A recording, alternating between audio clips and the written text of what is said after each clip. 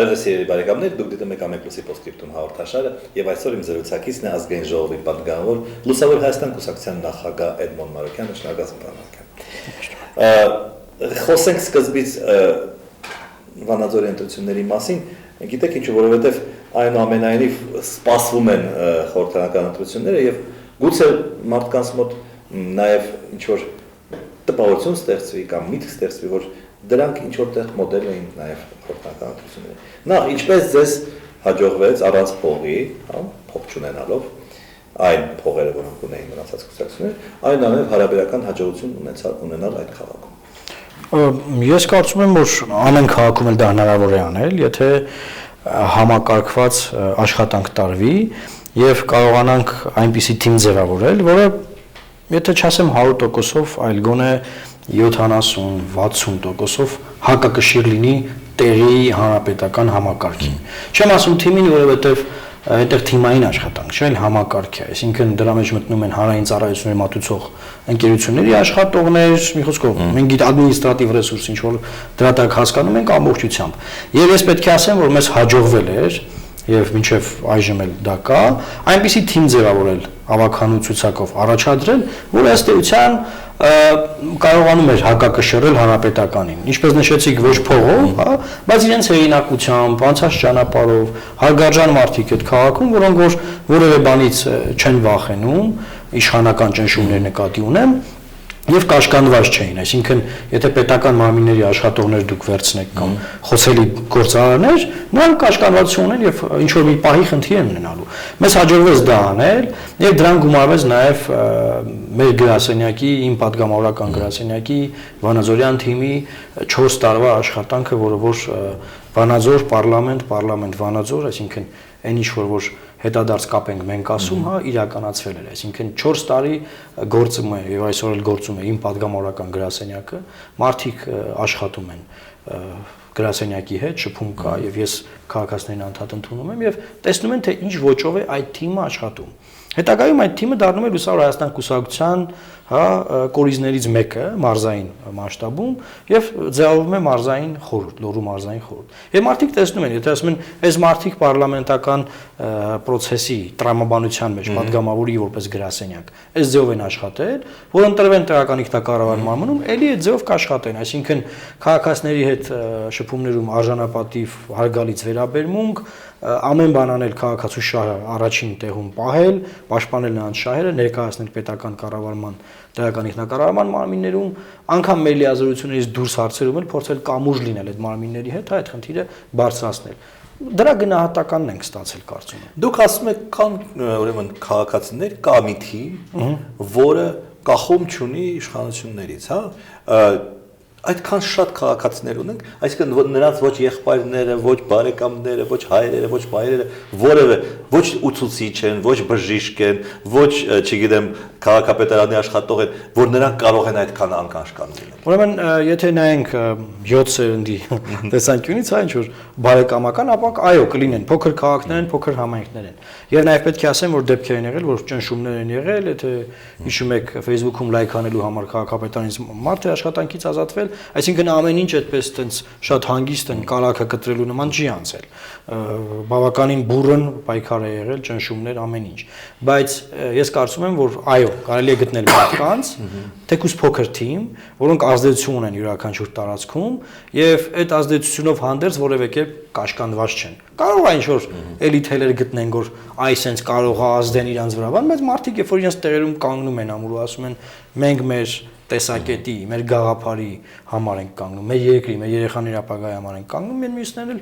իրանց տեղերը գտնում են, էլի, այսինքն ասում են լավ, այս մարդկանց հետ գործ չունենք։ Այս անգլուժ մարդիկ են, մինչև վերջ գնացող մարդիկ են, պետք չի։ Որտեղ կարողացել են արել են, ասենք մեկին գործից են հանեն, մեկին ընդեղ են ճնշեն, մեկին կանչել բան, եղել է նման բաներ։ Բայց մեծ հաշվով պետք է ասեմ, որ կարողացել ենք դիմակայել։ Չենք հաղթել ընտրությունները, բայց գոնե հակակշիռ կանք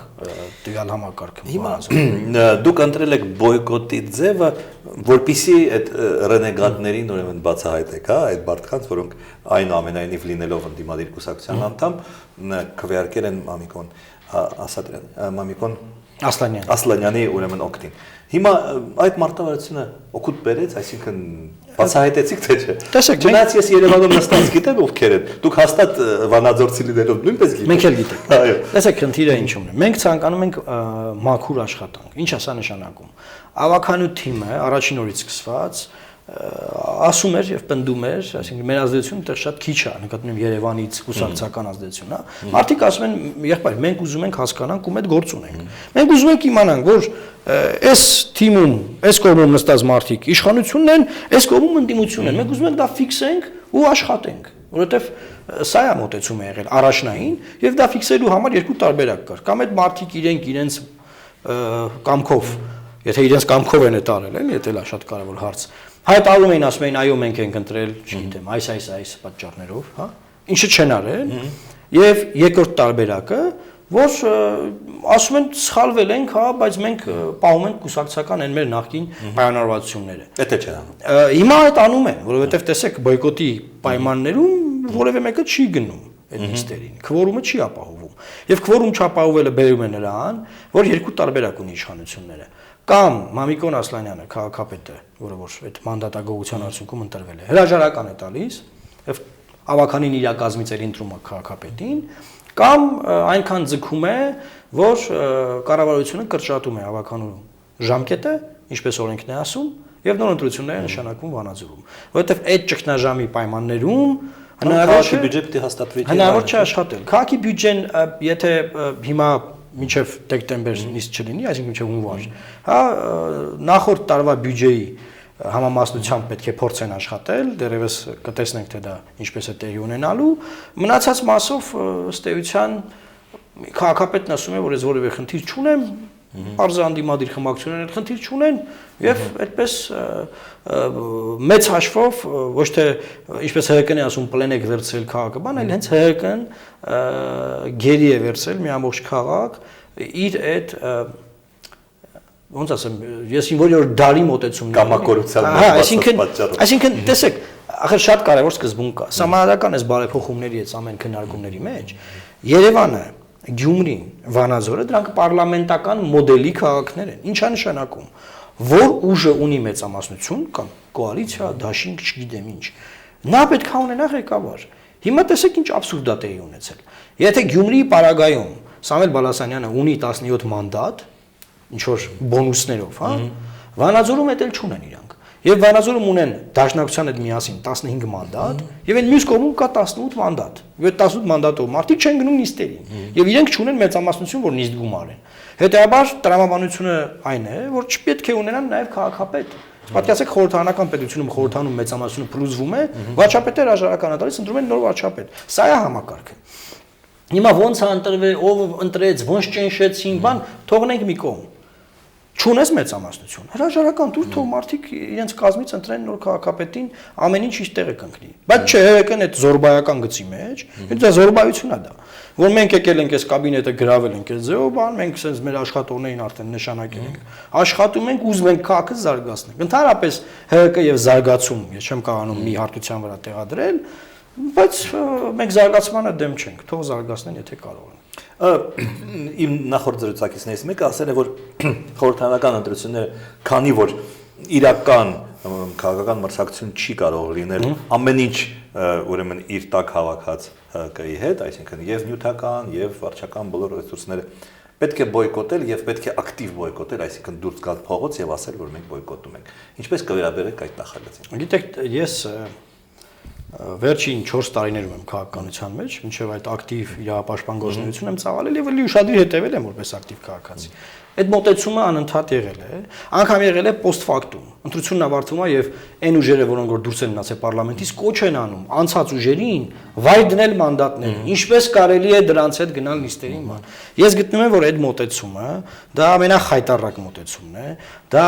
ոչ մի տեղ չտանող մոտեցում է եւ դա նշանակում է, որ հանրապետական կուսակցություն մենք հանձնվում ենք Մենք հանձնվում ենք ձեզ, որովհետև որևէ ընդդիմադիր ուժի չմասնակցությունը որևէ բան չի փոխելու։ Լինելու են բազմաթիվ ուժեր, ընդդիմադիր, չընդդիմադիր, ոչ իշխանական, բևեր, եսի մևեր, շարժում, չգիտեմ ինչ, որոնք որ գնալու են մասնակցելու են այդ ընտրություններին։ Այսինքն այդ հին հայկական ասացվածք կա, մի քիչ տենց կոպիտ է, ասում են իննատ արայելերին ու դու խնդիր ես ունենում, էլի իննատի արդյունք։ Հիմա ում ես իննատ անում։ Քո երկրին ես իննատ անում, քաղաքացիներին ես իննատ անում, բայց քաղաքացիները, որոնք ուզում են ձայն ունենան խորհրդանում, իրենց ձայնը հնչեցվի, բա նրանք ինչ անեն։ Լավ դու բոյկոտեցիր։ Եվ ես չեմ կարծում, որ ընտրությունները բոյկոտելը դա ճանապարհ է։ Եվ եթե տեսեք մենք համատենք Վանաձորի մեր բոյկոտի հետ, Վանաձորում մեր բոյկոտը կարաբերի իշխանափոխության մի ամսվա մեջ, շատ կարճ ժամանակահատվածում, կամ կարաբերի դաշտի զուլալման, հա, որ իմանանք ով ով ու շարունակենք հանգիստ աշխատել։ Բայց բոյկոտել ամբողջ ընտրական process-ը, սա բնականաբար մեր մոտեցում չի, որտեղ մենք մասնակցային ուժ ենք, մենք մասնակցային մոտեցման կողմնակից ուժ ենք, մենք ամեն process-ի պետքա մասնակցենք, որ մեր դերն ու նշանակությունը այդտեղ ունենանք։ Ես որպես մարդ, որը 30 տարի ապրել եմ ուրեմն նախորդ համակարգում, 16-րդ համագումարը ուրեմն ՀՀԿ-ի ինձ բնականաբար հիշեցրեց այդ համագումարը եւ չնայած խոսքեր էին ասում, որ մենք փոխվում ենք, մենք բարեփոխվում ենք, մենք նոր սկիզբ ենք եւ այլն, իմ վրա տպավորություն չթողեց, որ ՀՀԿ-ն պատրաստվում է բարեփոխվել։ Ձեր վրա։ Գիտեք, բնականաբար չի կարող ման տպավորություն լինել, որովհետև գոնե ամենավերջին օրինակի մասին նոր մենք խոսեցինք, Վանաձոր, թիմ ընտրություններ, Գյումրի, եւ դա ամենակարևոր ինդիկատորներ կարծում եմ սահմանադրության փոխելուց հետո ասելու քաղաքական համակարգին, ուժերին, ժողովրդին, միջազգային հանրությանը, որ մենք չենք փոխվել։ Մենք չենք փոխվելու։ Մենք այն ինչ արել ենք, շարունակելու ենք անել։ Մեսեջը ուղերձը։ Այո, ավելի կոպիտ ենք շարունակելու անել եւ ավելի միահեծան ձևերով։ Այդ 7000 մարդ անդամագրել, բոլոր նախարարներին անխտիր անդամագրել, այսինքն դա մի մոտեցում է, որ մենք գնում ենք միակուսակցական համակարգի։ Եվ դրա մասին էր այդ խորհրդանի վերջին բախումները, որ սա ուր է տանում, ասենք, էլի վերջերիով մենք էս ուր ենք գնում, ասենք, ՀՄԿ-ով ամբողջ ՀՀԿ-ի համագումարն է դրվում բան, հա, ասենք, այդ որ քաղաքական ուժին են այդ ձևով լուսաբանում հանրային ռեսուրսով։ Կուսակցություններից մեկի ի վերջո։ Էդ եմ ասում, թող Արադ TV-ն իրանց TV-ն թող ցույց տա, բայց ՀՄԿ-ը մերն է, չէ, հանրային բարիք, հանրությանն է պատկանում։ Կամ բոլորին ես դե ուրեմն տարեք ցույց տվեք, ելույթներ, բանտես դրեք։ Կամ դու չեք կարող մեկին է դնել։ Այսինքն բոլոր առումներով մենք ետ ենք գնում, մենք ետ ընթաց ենք ապրում, եւ մյուս շատ կարեւոր բան է, որ պետքա սա մեջ էլ խորամուխ լինել, ինչա նշանակում ՀՀԿ-ն բարեփոխվում է։ Պահպանողական կուսակցությունը, որը կոչված է պահպանելու այնինչ կա, ինչն է բարեփոխում։ Ամբողջ աշխարհում կան ռեֆորմիստներ, ինչ որ բարեփոխիչներ, հա, եւ պահպանողականներ։ Այս ռեֆորմիստներն ուզում են փոխեն ինչ որ բաներ, որ լավ լինի։ Պահպանողականներն էլ պահում են, որ սրանք չփոխեն այդ բաները, չէ՞։ Հիմա իրանք որ պահպանողական են, ի՞նչն են ուզում փոխեն։ Ինչն են բարեփոխում, էլի ուզում եմ հասկանամ, որտեղ են ուզում բարեփոխեն, ինչի համար են ուզում բարեփոխեն։ Իրանք պետքա գնան, որ ինչ որ բան բարեփոխվի։ Իրանք կարող լավ ընդդիմություն լինեն, ես կարծում եմ, եւ պետքա որ լինեն։ Հայաստանի պետականության համար այսօր շատ անհրաժեշտ է, որ իշխանափոխություն լինի խաղաղ։ Եվ հանրապետական գուսակցությունը մի ցիկլ, երկու ցիկլ, գոնե երկու գումարում լինի ընդդիմություն։ Հետո եթե կարա թողելի հաղթի գա ինչ որ տեղս։ Այդ 7000 հոգին դուրս կգա այդ դեպքում։ Այդ 7000 հոգին այսօր էլ չի խնդրեմ, պարոն Աբրահամյան, որովհետև այդ 7000 միշտ էլ տենց անդամագրել են։ Այդ մարդիկ, եթե հանրապետականը չգնա նրան, որ ասի նկարեք, բերեք, նայեմ, բան sense ինչ որ թուղթը հանի հետը։ Այդ բաները եթե չլինեն, այդ մարդիկ հանրապետական ընտրող չեն։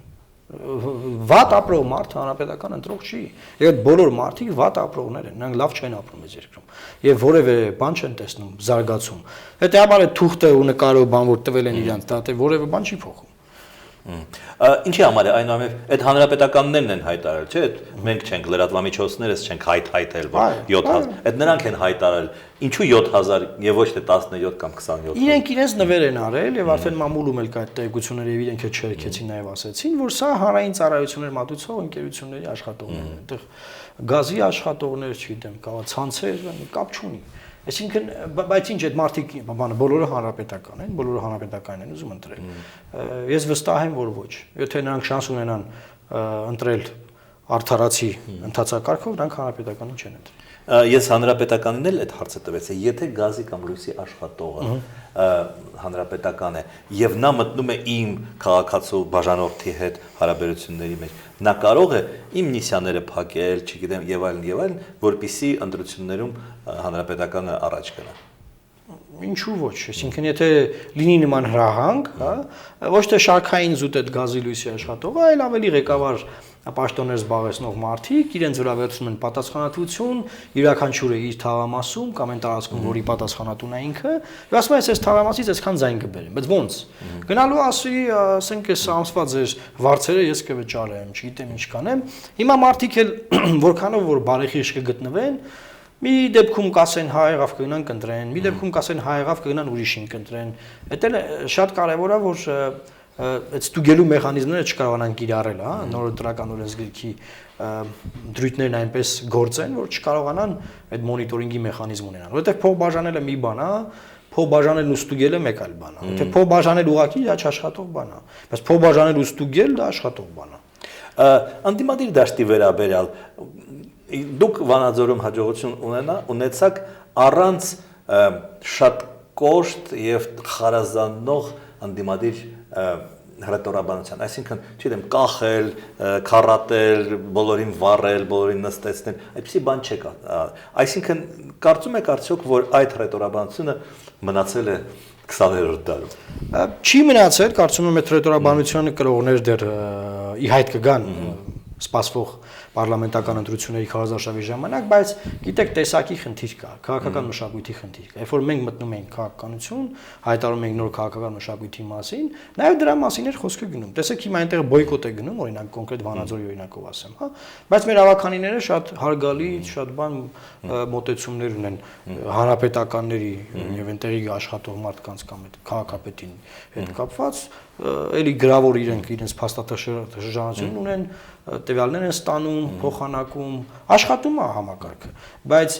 ատելություն քարոզել դա մերը չի, որովհետև մենք հասկանում ենք, որ այդ ատելությունը նախ պետքա կոմեջ լինի, որ քարոզես, իսկ մենք չենք ատում մեր քաղաքացիներին կամ մյուս քաղաքական ուժերին, որքան էլ որ նրանք վատն են,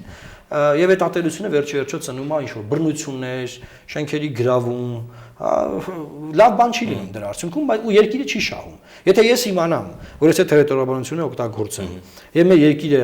սկսի զարգանալ, ես անպայման կօգտագործեմ, բայց ես դրան չեմ հավատում, ինքս էլ այն թիմը, որ հավաքված է, դրան չի հավատում։ Մեր նկատմամբ ինչ էլ անեն, նաև ես զգում եմ, որ մեզ մարգինալացման փորձեր են անում, հա։ Մեզ բրթելով տանում են դեպի, հրելով տանում են դեպի բան այդ լուսանցք, էլի, այսինքն ամեն կերպ ճնշել, բան անել, որ այս մարդիկ այդ իրանց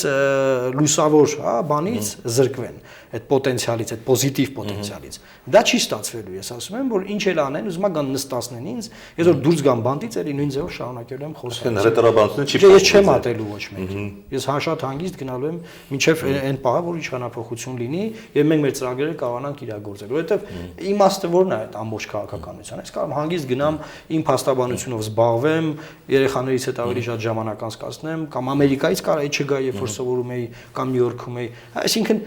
այդ ամեն ինչի ինչի համար է, որ եկել ենք մեր իմացած գիտելիքները, մեր ուժն ու եռանդը ներդնենք մեր երկրի զարգացման համար, որպես այս երկրի նոր սերնդի քաղաքական գործիչ։ Հիմա կստացվի կստանանք լծակներ, այդ լծակները կիրառելու ենք ի զարգացում Հայաստանի Հանրապետության։ Չի ստացվի կլինենք ընդդիմություն, ճնշելու ենք եղած իշխանությանը, փողզսպելու ենք, հակակշիռ ենք լինելու, որ չկարողանան անվերահսկելի բաներ անել, ինչպես որ այսօր ունենք կամ մի 10 տարի այդ վիճակն է, եւ միևնույն ժամանակ նաեւ մեր ծրագրերն ենք այնպես անելու, որ իրենք կատարեն անեն։ Սա է, ես քաղաքական դասական իմաստով եմ տենում, սրա համար եմ ես քաղաքականության։ Հիմա գնում են բանակցություններ տարբեր, հա, անդիմադիր քաղաքական ուժերի միջև սկզբունքները, ինչ սկզբունքների վրա, ես այդ հարցը նույնպես տալիս եմ բոլոր անդիմադիրներին։ Դա պետք է լինի զուտ իշխանափոխությունը, դա պետք է լինի ինչ որ գաղափարախոսություն, չգիտեմ, լիբերալիզմ, սոցիալիզմ եւ այլն, թե ինչ որ այլ սկզբունքներ, որոնք միավորում են կուսակցությունները։ Տեսեք, այն որ պայքարի առումով թիրախը գործող իշխանական համակարգն է, դա միանշանակ է, այսինքն ուրիշ տեղ չկա թիրախավորելու։ Առաջին հարցում, եթե մենք համախոհենք, շարժում ենք առաջ, երկրորդը։ Ինչ ենք մենք ուզում, յուրաքանչյուրս առանձին վերցրած։ 3 ուժ ենք, 4 ուժ ենք, 5 ուժ ենք, կապ չունի։ Եթե մենք կարողանում ենք հասնել նրան, որ մենք մոտավորապես գոնե բերում ենք մեր գաղափարները իմի եւ միասնական տեսլական ենք ունենում, հա, մեկս մյուսից նաեւ փոխզսպելով ու հակակշռելով, որտեղ մեկը կարող է մի քիչ այլ կարծիք ունի, ինչ որ այլ հարցի է վերալ, ես այլ կարծիք, դա էլ լավ։ Միասին իրար կփոխզսպենք, որովհետեւ կարող է ինքը իր մոտեցումն է սխալ կամ իմն է սխալ, բայց երբ որ փոխզսպի, կարող ոսկե միջինը ստանանք։ Եվ սկզբունքային բանը, է, լինելու է միասնական տեսլականը Հայաստանի մասին։ Այսինքն, եթե հենց այդ տեսլականի շուրջ մենք համախմբվեցինք, շարժվում ենք առաջ, որովհետև ունենալ տեսլական, որ այսինքն Սերժ Սարգսյանը պետք է հեռանա։ Ու վсё, այսինքն եթե մենակ դա է, ես այդտեղ տեսլական չեմ տեսնում։ 18 թվականին հեռացավ։ Կարեն Կարապետյանը դարձավ։ Ուզում եմ ասեմ, այդտեղ դա չի մարդու փոփոխությունը։ Հիմա որ բանը Տիգրան Սարգսյանը գնաց եկավ Հովիկ Աբրահամյանը։ Հովիկ Աբրահամյանը գնաց եկավ բանը Կարեն Կարապետյանը։ Բանա փոխ կամ նոր եկած նախարարները բան։ Այսինքն մտածողությունը, մոտեցումները որևէ բան չի փոխվում։ Եվ ես վերջինս վիճահարույց օրենքների հետ կապված էլ ելույթ ունեցավ, ասում եմ լավ, պահպանողական եք, բայց վատ իմաստով եք պահպանողական։ Ոչ թե լավ բաներ եք պահպանում, այլ ձեր լավ վատ տրադիցիաները պահպանում եք։ Եվ անգամ նոր մարդիկ են գալիս, նոր նախարարներ կան, չէ՞, հիմա այտենց չթաթախված որևէ բանի մեջ ինչ որ տես մարդիկ ավելի համակրելի բան ինչ որ ակնհայտ հանցագործի տեսք չունեցող մարդիկ են արդեն իշխանության մեջ ավելի շատ բերվում։ Բայց այդ մարդիկ էլի նույն մոտեցումներն ունեն։ Վերջին հաշվով էլի գալիս ես դու բախվում ես նույն համակարգին։ Բայց հիմա ինչ ան, ասենք դուրս է գալիս որ մարդու փոփոխությունով բան չի փոխվում, եւ մենք հասկանում ենք որ մենք մեր հիմնադիր փաստաթղթերում շատ ճիշտ ենք գրել, որ գրել ենք որ մենք գնում ենք համակարգեր ստեղծելու ճանապարհով, ինստիտուտներ ստեղծելու ճանապարհով։ Այսինքն որ մարդկային գործոնը հնարավորինս նվազ լինի։ Այդ մարդու գալ գնալով մեծ բան չփոխվի։ Համակարգ հիմնադրվի, կուր կառույց ու դա գործի։ Եվ երբ որ ամբողջ երկիրը հանրապետականիզացիայի է ենթարկվում, բարձա որ արդեն համակարգը բան է, էլի, ախտահարվածա մինչև վերջին աստիճանի։ Երբ որ դու վերևում ես փոխում, ներքևը ախտահարում կա, դու չես կարող բան անել։ Այսինքն պետք է նախ այդ բան անել, ապակուսակցականացնել բոլոր այն մարմինները, որոնք որ կարևոր են պրոֆեսիոնալ ծառայության տեսանկյունից, որ որևէ կերպ նրանք չծառայեն որևէ կուսակցության։ Հետո սկսել այդ ինստիտուտների վրա աշխատել, այնպիսի հայեցակարգեր ընդունել, որ զսպեն եւ մարդկային գործոնը հնարավորինս նվազի։ Ոնց ասենք հիմա Տրամպը ընտրվել է Միացյալ Նահանգների նախագահ, չէ՞։ Այնտեղ դժգոհ են, ես իմ դեմոկրատները, բան, ազատական դատողության մարդիկ, բայց վերջին հաշվով ասում են, օքեյ, ասում են, մեր փոխզսպումների համակարգը կլուծի այդ խնդիրը։ Այսինքն ինքը հասկացանք ինչ որ